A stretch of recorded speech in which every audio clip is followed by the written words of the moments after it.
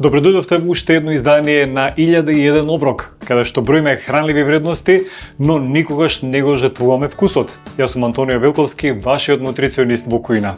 Денес решив да му оддадам почит на еден потценет херој во нашата кујна и во нашите замрзнувачи – грашокот. Да, знам дека не ви е омилен од детството и на некој дури им е траума од училишните мензи, ама денес ќе ги срушиме тие предрасуди. Ќе подготвиме два рецепти кои што ќе покажат дека грашокот може да биде се и традиционален, а истовремено и модерен.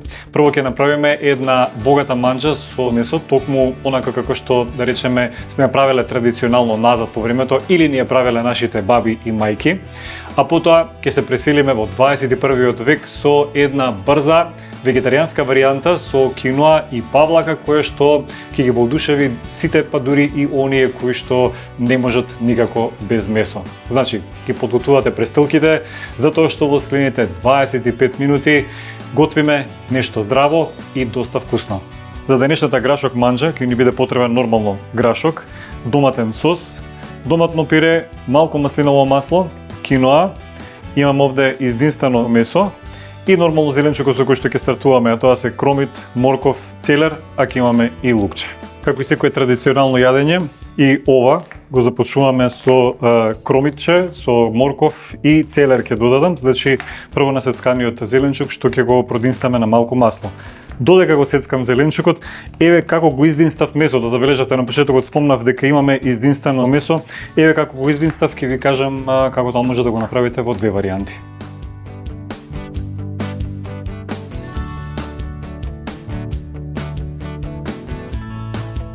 Месото го запржив со малку масло во мултикукер.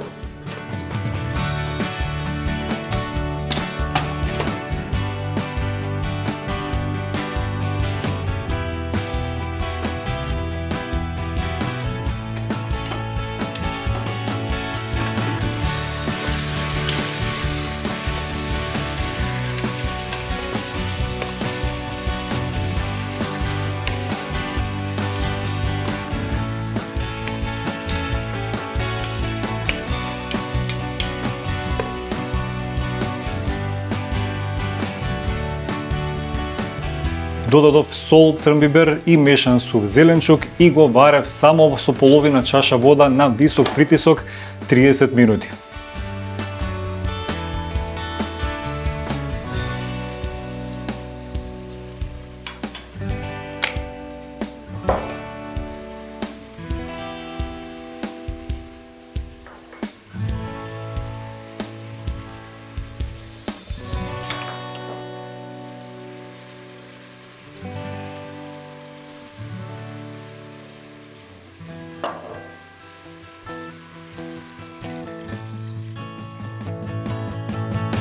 Ако немате мултикукер, процесот е нешто подолг, односно месото насечкано на парчиња со зачини се става да се крчка на тивко со повремено додавање вода.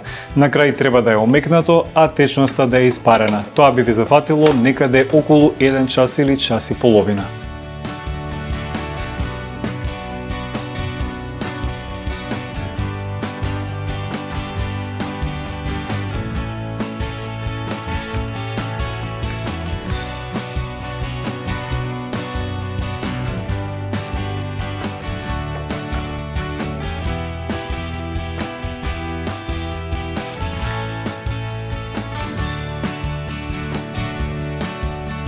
И месото и сите други намирници кои што подолго време се подготвуваат, секогаш советувам да се подготват во голема количина, за да не мора да речеме да динстате постојано или постојано да ги подготвувате. Значи, посебно за месото, направете поголема количина при динстањето на пример на месо и замрзнете дел од месото. Потоа може да го искористите во некоја друга комбинација или едноставно да си направите еден врап со месо и со доста зеленчук и да имате брз оброк. Значи, најдобар совет е кога подготвувате намирници за цела недела или јадење за цела недела, не подготвувате цели оброци, многу подобро ќе ви дојде ако подготвите делови од оброците, што потоа во текот на неделата ќе ги склопите и ќе имате свежо направен оброк. Се надам дека ваквиот совет ќе ви заврши работа доста при така наречениот meal prep. Ја се при крај сум со сецкањето на зеленчукот, ќе насецкам малку повеќе зеленчук затоа што ќе ни треба истиот зеленчук фактички и за вториот рецепт.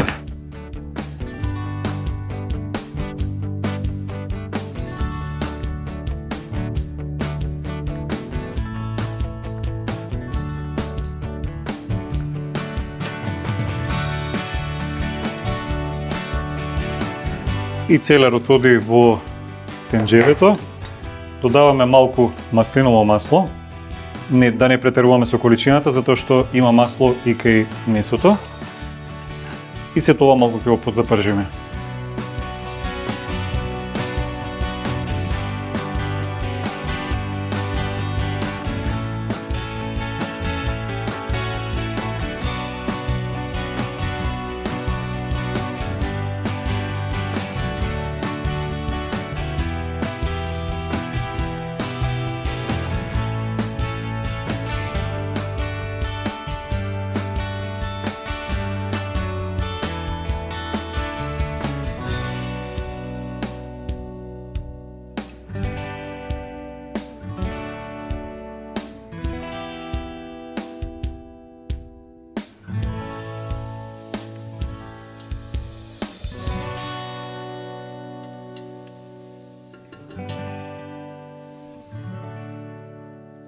Кога веќе имате однапред подготвено месо и користиме грашок нели од конзерва, овој ручек може да биде готов за многу кратко време.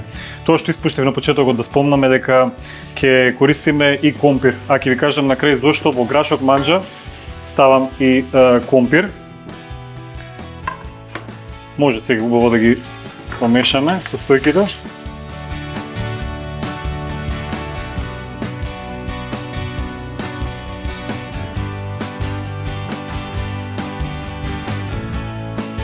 Јас обично додека го запржувам зеленчукот, сакам да ги додадам и зачините, ама внимавајте, многу кратко треба зачините да се пропржат со зеленчукот за да не изгорат. Овдека додавам мешан сух зеленчук, ќе додадам црвен пипер, црвениот пипер посебно брзо гори. И црн пипер. На крај ќе додадам и малку сол, тоа е се од зачините. Промешуваме, додаваме и малку доматно пире.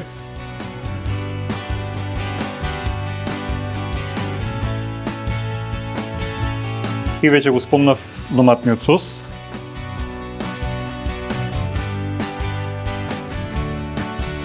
Мислам дека е доволно. Веќе спомнав дека користам и грашок од конзерва за побрзо да оди готвењето. Всушност, постои дилема дали е добар грашокот од конзерва, замрзнатиот грашок или свежиот грашок. Не знам дали знаете дека грашокот по берењето, значи по берење без да се почне воопшто со чување, веќе губи голем дел од С витаминот. Така што мене ако ме прашате, јас гласам за замрзнатиот грашок. Затоа што најчесто се применува брзо замрзнување и најмногу се зачувани хранливите материи. Дали се изгубени хранливите материи во грашокот од конзерва? Па, искрено да, голем дел од хранливите материи се изгубени, но протеините и растителните влакна сепак остануваат во манџата. На крај краишта многу побитно е да го изедете грашокот, отколку воопшто да го немате на трпезата. Само внимавајте кога го готвите да не ја изгуби комплетно зелената боја, тогаш веќе скоро и да нема некои посебни заостанати хранливи материи. И сега бидејќи зеленчукот веќе ни е издинстан, го додаваме на крај и месото и дел од чорбата во која што се вареше месото.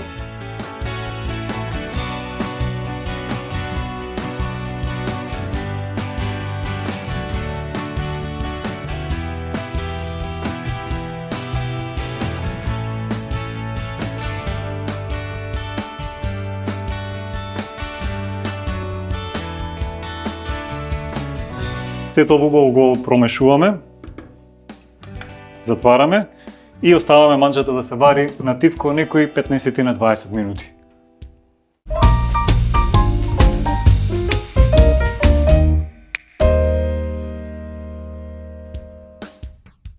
Мислам дека првата манџа за денес со грашок е готова и врела, ама сепак ние ќе ја сервираме. Сега да ви објаснам зошто го ставив компирот во грашок манџа.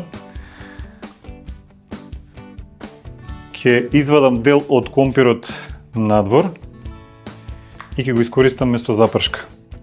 Обично запршката е таа која што е најтешка на желудникот, најтешка на дигестијата, ама оваква варијанта многу полесно ќе ја поднесат оваа манџа и тие што имаат поосетлив желудник. Пасираме дел од компирот, не мора целиот. Дури од кога ќе испасираме, може уште малку кратко, уште 5 минути да ја вратиме манџата на тивко на оган, за повеќе да се згусне, зависи каква структура сакате да има. Ова го враќам назад.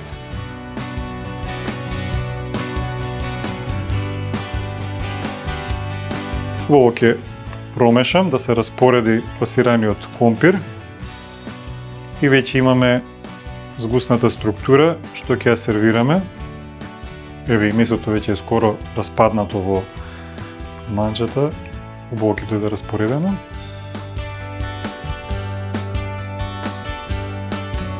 Јас мислам дека топла манџа во зимскиот период е најдоброто решение. Првото јадење за денес е подготвено. Грашок манџа со динстано месо. Одиме сега на вториот рецепт кој што е сличен на овој, но во вегетаријанска варијанта.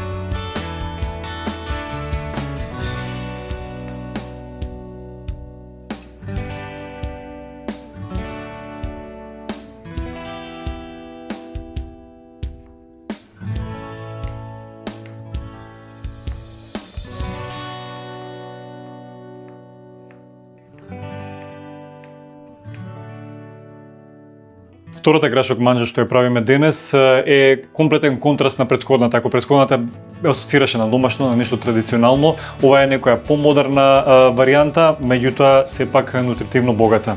Или како доказ дека здравите оброци не значи дека треба нивната подготовка да трае со сати, ова ќе биде готова повторно за 15 минути. Претходно нацецкав зеленчук, кромит, морков и целер. Целиот зеленчук повторно оди во тенџерото, фактички иста е процедурата како и со претходната манџа. Додавам и сосема малку масло и ова тенџеро го враќам на оган.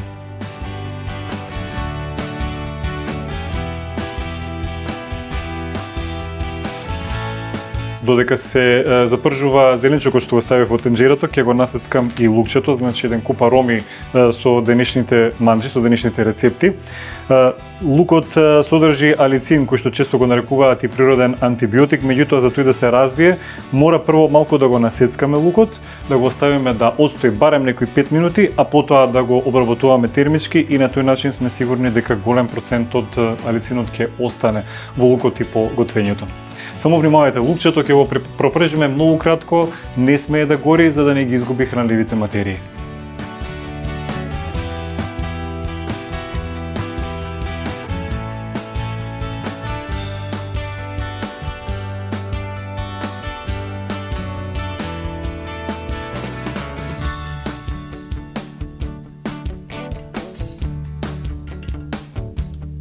Зеленчукот ни е запржен на маслото и сега ова го правиме брзински. Прво го додаваме лукчето.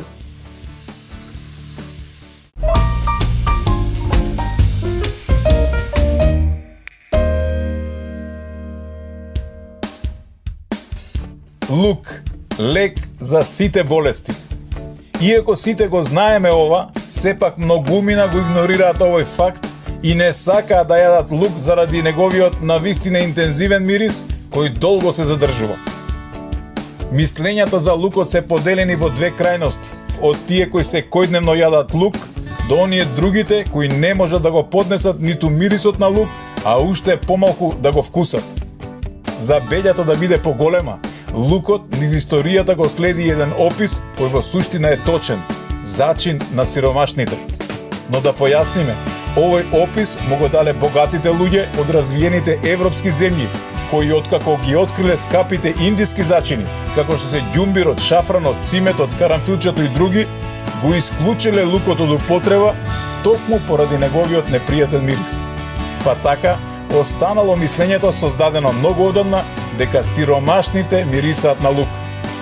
Сето ова влијаело долги години наназад, лукот да биде избегнуван во кујната особено како свеж. Тоа е парадоксот на модерниот свет, кој ги игнорира сите здравствени придобивки од користењето лук во исхраната, наспроти срамот од јавните коментари: си јадел лук? Па да, и треба да се јаде, и тоа секој ден. Современата медицина научно докажала дека лукот е навистина лек за сите болести. Ова го знаеле нашите баби стотици години наназад, па така немало куќа која не садела лук. Освен што бил редовен додаток на сите јадења, салати, чорби и домашно печен леп, лукот бил и основната состојка на многу лековити напивки. Гатачите, бајачите, волшебниците, свештениците, сите тие користеле лук за време на своите магиски ритуали и црковни обреди, па така настанало верувањето дека ѓаволот бега од лук. Но вистината е дека лукот е најлековитиот зачин на светот, па луѓето кои редовно го јадат се поздрави, не се разболуваат, а и доколку се разболат, полесно се справуваат со болеста. Ѓаволот, тоест болеста, бега од лукот. Затоа го користеле бајачките и познатите тревари кои ги знаеле тајните моќи на билките. Лукот првенствено делува на функцијата на цревата и крвните садови. Се смета дека цревата се одговорни за целокупното човеково здравје. Па така, ако цревата добро си ја вршат работата и ако имате чисти и здрави крвни садови, долго ќе уживате во животот. Е токму тоа е улогата на лукот, да ги исчисти цревата и крвните садови. Со тоа се намалува холестеролот, се намалува високиот крвен притисок, организмот има здрави црева, а со тоа доаѓа изголеменото ниво на имунитет, како изголемената издржливост и сила. Затоа египтјаните, во времето кога се граделе пирамидите, на работниците им давале лук за да бидат силни и здрави. А Александар Македонски така им ја зголемувал силата и издржливоста на неговите војници.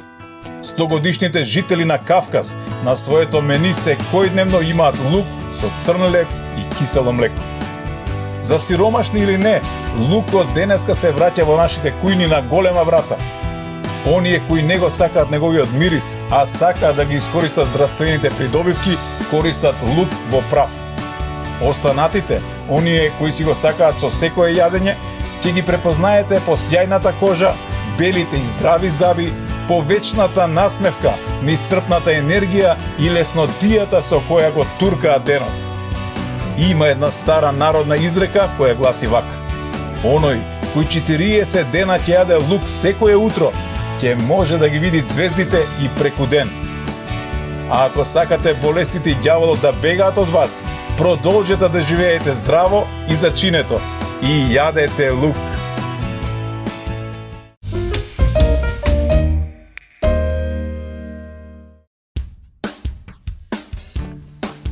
Маслиново масло и лук, одлична комбинација.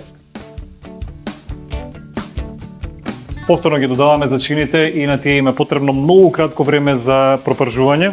Црвен пипер.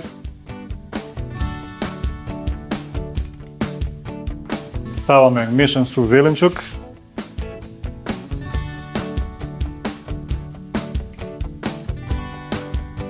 И сол и црвен пипер.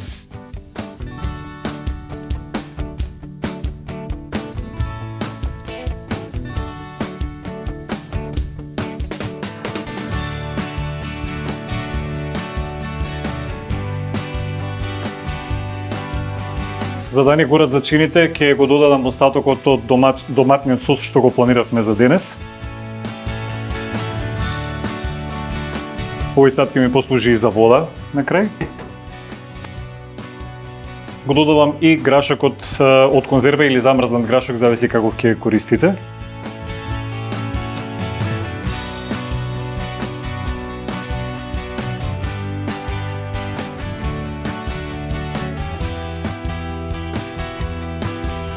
Иако во претходниот рецепт како згуснувач имавме компир, сега имаме киноа. Киноата е житарка или псевдожитарка или семе, кое што содржи комплетен протеин, односно ги содржи сите есенцијални аминокиселини, што е вистинска реткост кај растителната храна. Киноата со варењето ќе пушти малку скроп и ќе ја згусне оваа манџа. Само внимавајте со течноста, затоа што киноата знае да впива течност и откако ќе биде готово јадењето.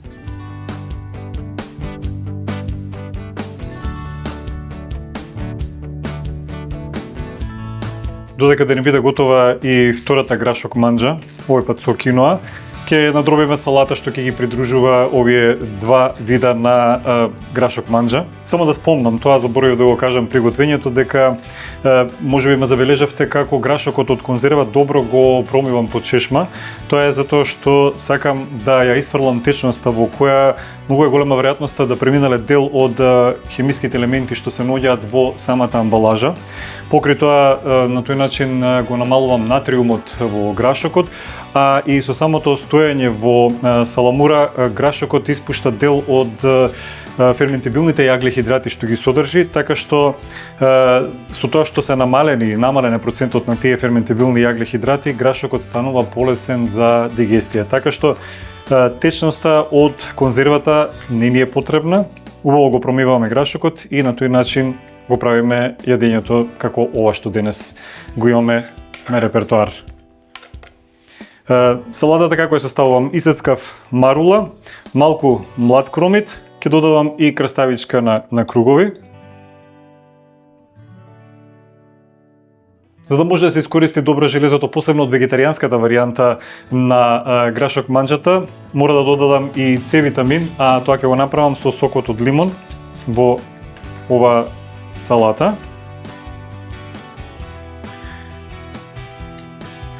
И за да може подобро да се извлечат витамините кои што се растворливи во масти, не додавам масло, туку ќе додадам семки од сончоглед. Сончогледот дополнително ќе ни донесе и витамин Е. Ова е салатата која што ќе биде придружник на грашок манџата.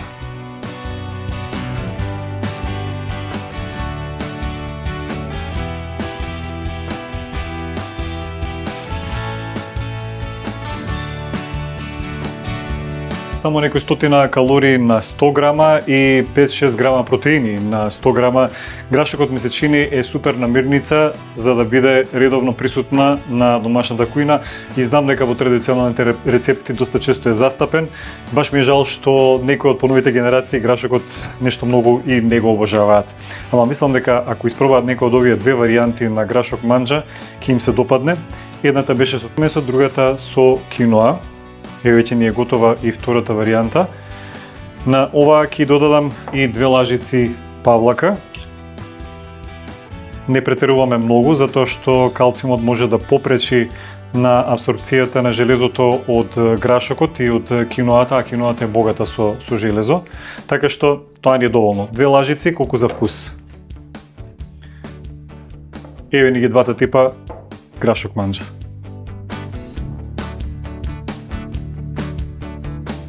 Мислам дека ви дадов добра инспирација за неделниот ручек, 2 типа на грашок манџа, кои што ги придружуваме со свежа салата, а за поголема свежина да им додадеме и малку макдонос на крај. Макдоносот го додавам на крај за да не изгуби од хранливите материи. Толку денешната емисија, можеби не составивме 1001 оброк, ама сигурно ви дадов инспирација за нешто што може да го примените како брза варијанта на оброк во текот на работната недела. Ве поздравувам и не заборавајте да следите емисијата 1001 оброк на Facebook и Instagram, на нашите профили и да ме следите мене на мојот профил Ајде да јадеме, слободно пишувате за белешки и што се сакате да видите во оваа емисија сготвено во некоја можеби поразлична варијанта. Се гледаме следната недела.